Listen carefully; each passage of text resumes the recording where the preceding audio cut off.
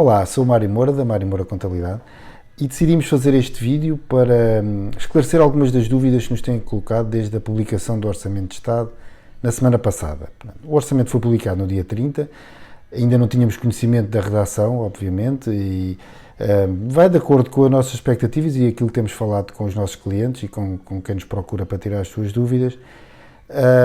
E desde o dia 30, como eu disse, temos tido muitas questões e decidimos fazer este vídeo, deixando para mais tarde, daqui por uns dias, um vídeo mais completo e com outra produção para depois disponibilizar nas nossas redes e no nosso site.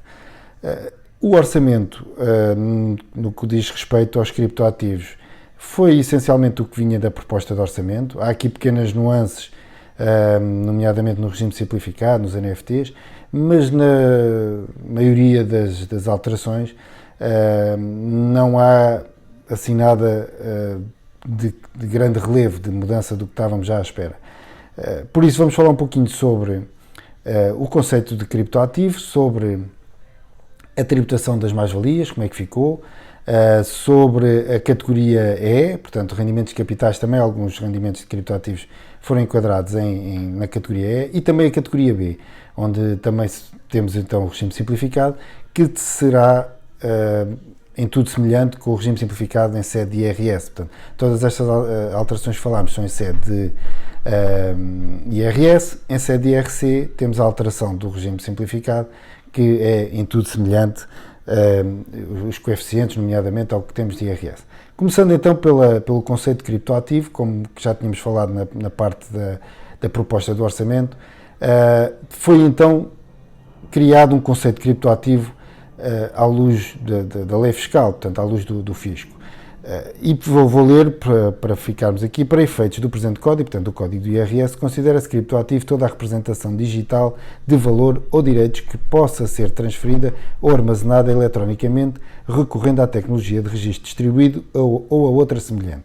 Ora bem, isto é um conceito um bocadinho vasto, mas conseguimos entender o que é que querem dizer com um criptoativo. Portanto, mas logo a seguir, no número 18 do artigo 10º, vem excluir o que é que são, à luz do fisco, também os NFTs. Portanto, eles dizem, exclui-se do disposto do número anterior, que são o conceito que falámos de criptoativos, exclui-se do disposto no número anterior os criptoativos únicos e não fungíveis com outros criptoativos. Portanto, eles excluem da tributação de mais-valias os NFTs, portanto, e ficou transposto no número 18 do artigo 10º exatamente o que é que consideram NFTs, portanto, criptoativos únicos e não fungíveis.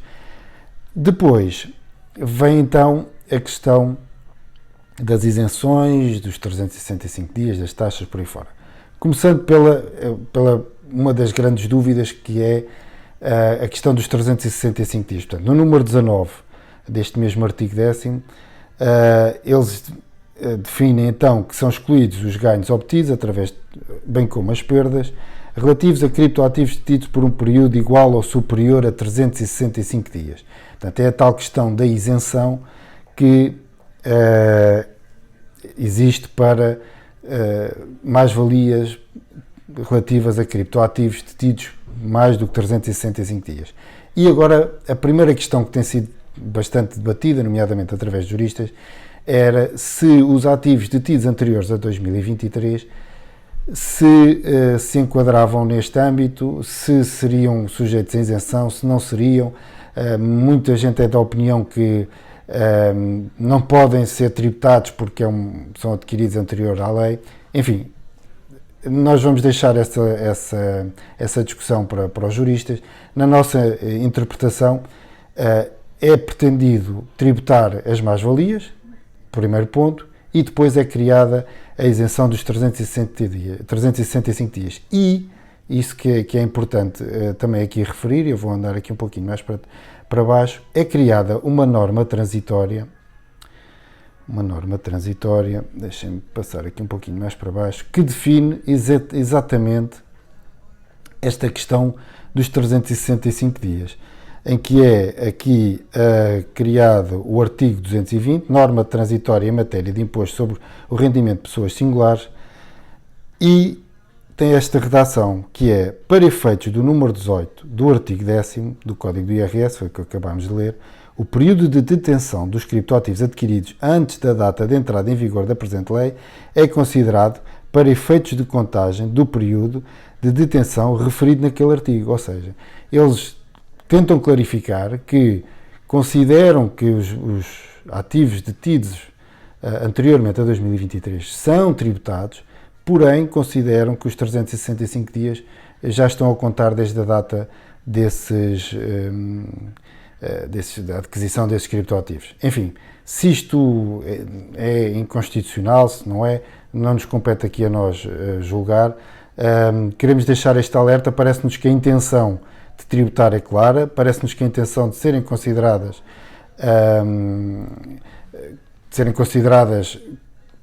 como isentas as adquiridas há 365 dias anteriormente a 2023, portanto deixamos esse alerta. A taxa dos 28% também ficou aqui clara no artigo 72, portanto é adicionado ao artigo 72 o saldo positivo entre as mais-valias e as menos-valias, resultando das operações previstas nas alíneas, e lá está a linha referente aos criptoativos, fica então sujeito à tributação de 28%. Okay? Depois, pode ser feito ou não o englobamento dessas mais-valias. O que é que isto quer dizer?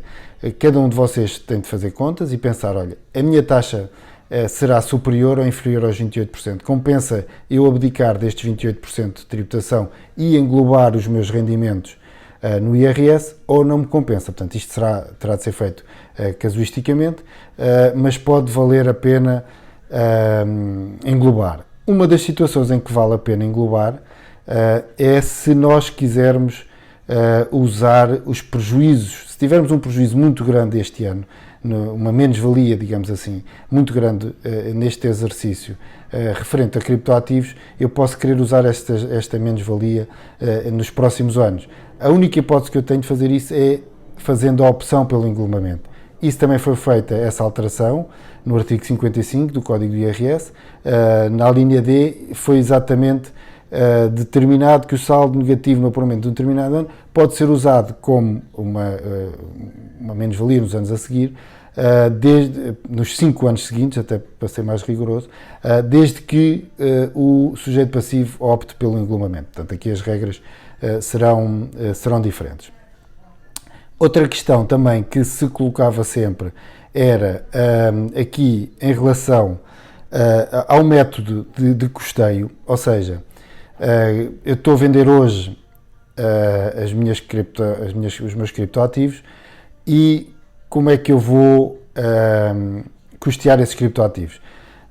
O valor da compra já estava assente que seria através do FIFO, entretanto toda a gente ficou a saber o que era também o FIFO.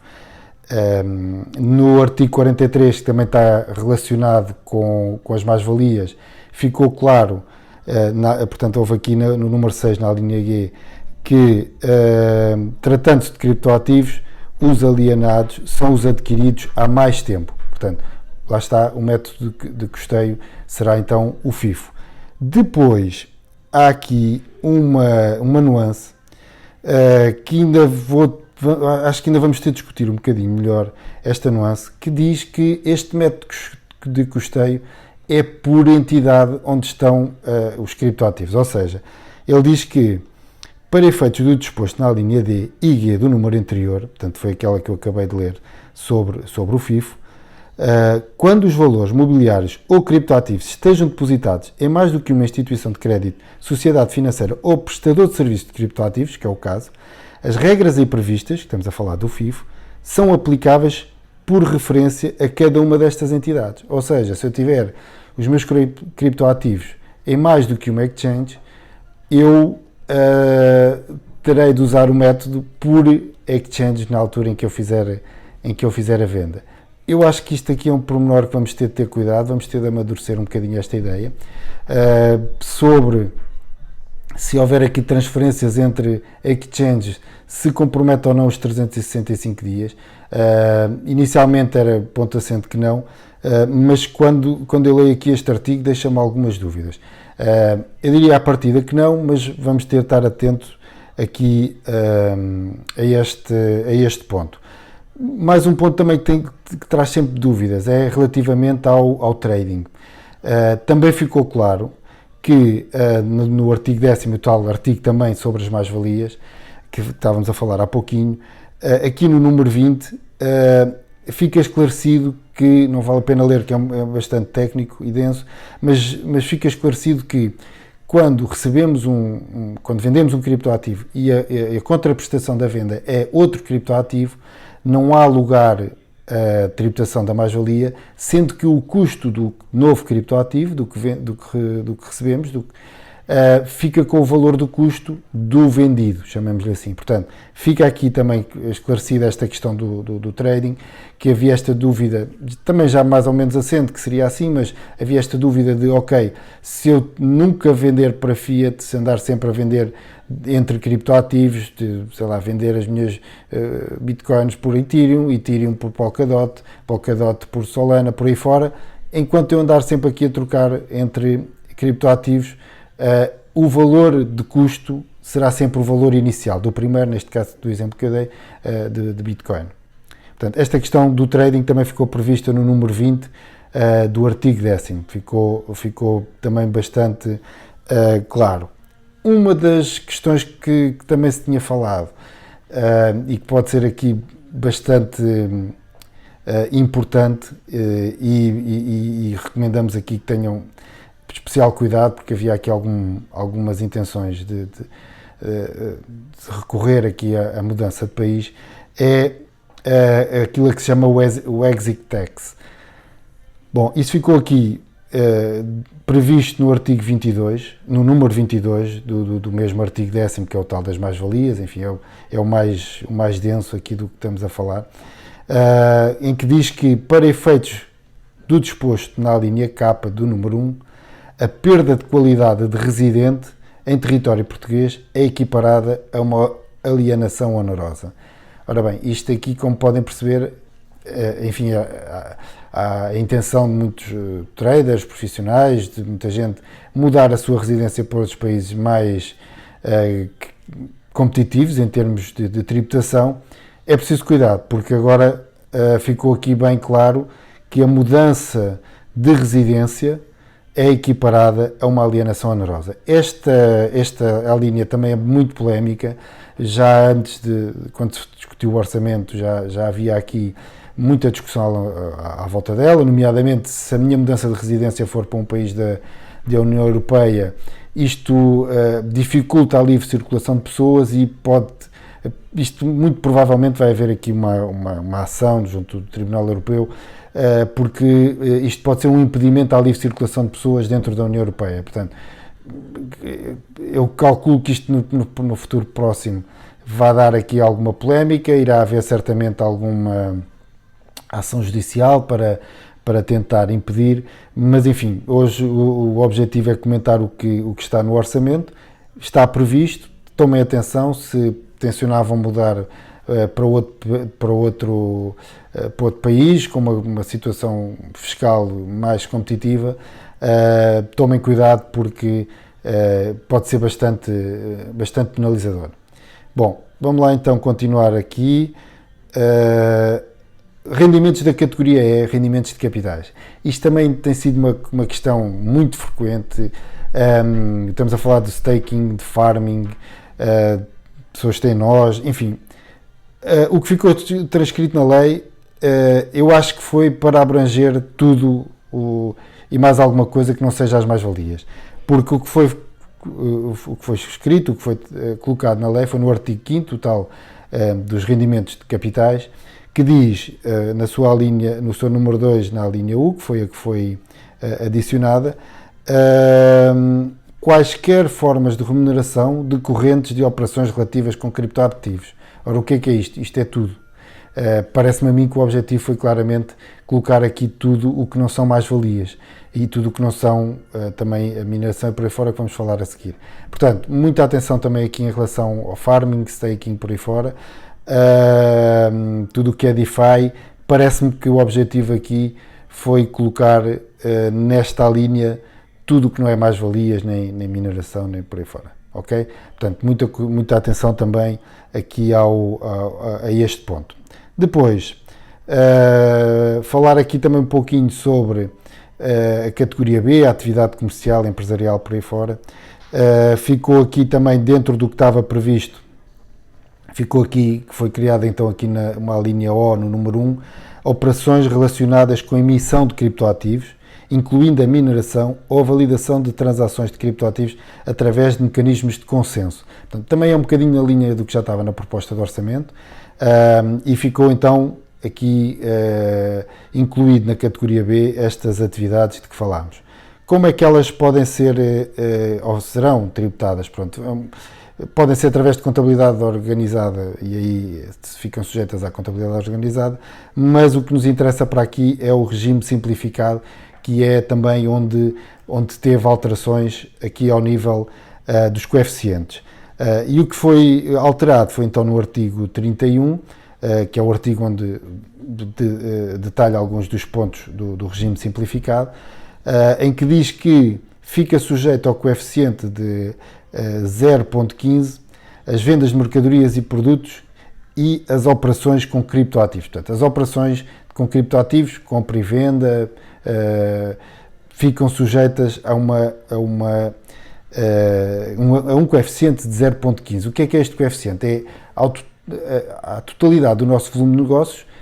Nós calculamos o nosso lucro, a nossa matéria coletável, chamamos assim, aplicando este coeficiente. Portanto, supondo que nós temos aqui um valor de 100 mil euros, eu vou dizer que o nosso lucro aqui na categoria B são 15 mil euros, portanto, aplicando este coeficiente. Depois, e aí sim é a novidade em relação à proposta de orçamento, foi criada a linha D, onde diz que o coeficiente é 0,95 aos rendimentos provenientes da mineração de criptoativos. Pronto, houve questões ambientais, pelo menos foi esse o argumento que foi usado, de penalizar os rendimentos que venham da atividade de mineração, e quer dizer que se eu tiver rendimentos de 100 mil euros, vão ser o meu lucro na categoria B, usando uma linguagem simples, o meu lucro na categoria B serão 95 mil euros. Portanto, aqui a questão da mineração foi bastante penalizada, vão ter de fazer contas e ver se compensa ou não continuarem com esta atividade.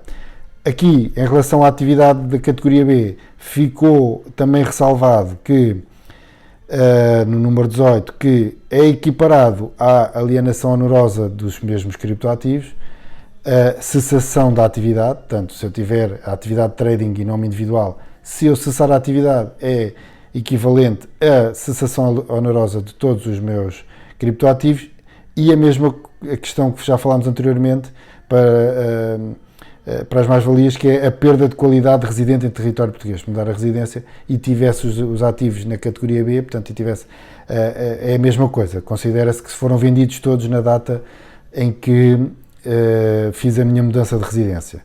Portanto, aqui, em relação às mais-valias, já falámos na generalidade sobre as mais-valias. Só tinha aqui mais um ponto, vou só ver se nos falta aqui falar de mais alguma coisa. Tem a questão do reporting da movimentação. Há aqui um ponto que também é importante, e eu acho que aqui também vamos ter de amadurecer um pouquinho. Eu vou só ver se encontro aqui onde é que está a redação. Pronto, aqui, ok. Pronto, aqui eu queria aqui só a questão da custódia dos documentos dos criptoativos. Pronto, o que eu queria falar era aqui relativamente à tal isenção dos 365 dias e o local onde são transacionados os criptoativos que vão ter esta isenção por estarem há mais de 365 dias. Eu acho que este artigo ainda também vai dar aqui que falar, não foi muito discutido, nem tem sido muito referido. Eu também preciso pensar aqui um pouquinho mais sobre ele e trocar aqui algumas impressões, mas isto eu vou ler até a redação, que aqui está exatamente na lei.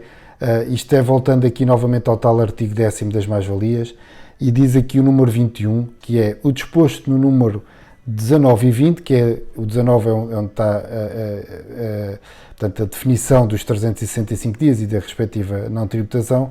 Portanto, o disposto no número 19 e 20 não se aplica aos rendimentos oferidos por sujeitos passivos ou devidos por qualquer pessoa ou entidade quando uns ou outros não forem residentes para efeito fiscal noutro Estado-membro da União Europeia ou do Espaço Económico Europeu ou noutro Estado ou jurisdição com a qual esteja em vigor Convenção para evitar a dupla tributação internacional, acordo bilateral ou multilateral que preveja a troca de informações para fins comerciais e fiscais. Ora bem, eu acho que este ponto aqui tem de ser bem esclarecido, ou seja, o que é que isto quer dizer? Não se aplica, portanto, a isenção não se aplica aos rendimentos oferidos por sujeitos passivos ou devidos por qualquer pessoa ou entidade quando uns ou outros não forem residentes. Bom, temos de ter aqui algum cuidado. Como eu disse, não tenho ainda uma opinião muito formada, mas parece-me que pode ser aqui algum ponto a ter cuidado também. Ver-se os rendimentos devidos por uma pessoa não residente poderem não ter a isenção. Bom, vamos ter de pensar aqui um pouquinho mais sobre isto. Só para terminar, não é que seja muito importante aqui para a maioria de quem nos fala connosco, mas só também deixar aqui claro, porque também muitas vezes dizer só aqui que há uma dispensa de retenção na fonte para os rendimentos naturalmente ligados aos criptoativos, em particular os rendimentos de capitais, os tais que falámos de rendimentos de capitais, portanto os staking, os farmings por aí fora, por serem rendimentos de capitais podiam estar sujeitos a uma retenção na fonte, portanto aqui, mas era quase impossível fazer essa retenção na fonte, portanto aqui fica bem claro que essa retenção na fonte não se coloca. E depois tem por fim, já para terminar, o artigo 124A, que é a declaração de comunicação de operações com criptoativos. Ora bem, isto aqui é o quê? É pessoas singulares ou coletivas e outros organismos e outras entidades que prestem serviços de custódia, administração de criptoativos por conta de terceiros ou tenham a gestão de uma ou mais plataformas de negociação de criptoativos, devem comunicar à autoridade tributária e aduaneira até ao final do mês de janeiro de cada ano relativamente a cada sujeito passivo através de modelo ou as operações efetuadas com a sua intervenção relativamente a criptoativos. Ora bem, aqui é quando há sempre aquela questão de mas como é que as finanças vão saber as operações que eu fiz, as operações que eu não fiz? Bom, isto aqui, conjugado com o artigo 21, ou com aquele número 21 que falei há pouco, é por aqui que eu penso que a autoridade tributária vai fazer o controle, ou seja, as empresas que estão sediadas em Portugal ficam obrigadas a esta comunicação. Não temos muitas, mas já temos algumas que fazem operações em Portugal, e as exchanges que estão sediadas em outros países europeus estarão obrigadas a fazer algo semelhante, ou vão estar com certeza no futuro próximo. E depois também temos aquela questão de países com quem temos acordos para evitar a dupla tributação e que temos a partilha de informação, ou países com quem temos partilha de informação no âmbito fiscal. Ou seja, as exchanges, obviamente no imediato não existe essa obrigação em todos, como é evidente, mas com o passar do tempo essa obrigação vai existir, portanto, e para termos a isenção vamos ter de ter provavelmente os ativos em exchanges que estejam nestas geografias. Eu acho que isto é um tema que ainda vai ter de ser mais discutido. Os critérios para a isenção ser atribuída dos 365 dias parece que é uma questão simples. Eu não sei se é uma questão assim tão simples. Eu tenho aqui algumas reservas sobre os critérios de atribuição da isenção dos 365 dias, mas vamos deixar aqui para já o que está na lei. Fica praticamente tudo o que tínhamos aqui previsto também falar sobre estas alterações no Orçamento de Estado sobre os criptoativos. Estou naturalmente disponível, isto como eu disse era um objetivo, era só aqui de uma forma informal olhar para o que foi escrito. Iremos fazer um conteúdo mais organizado, mais preparado para depois disponibilizar, mas fica já aqui algumas das minhas reflexões sobre o que saiu, e se tiverem algumas dúvidas, algumas questões, Já sabem, podem nos contactar, estamos sempre disponíveis para vos ajudar, tá bom? Obrigado e bons negócios.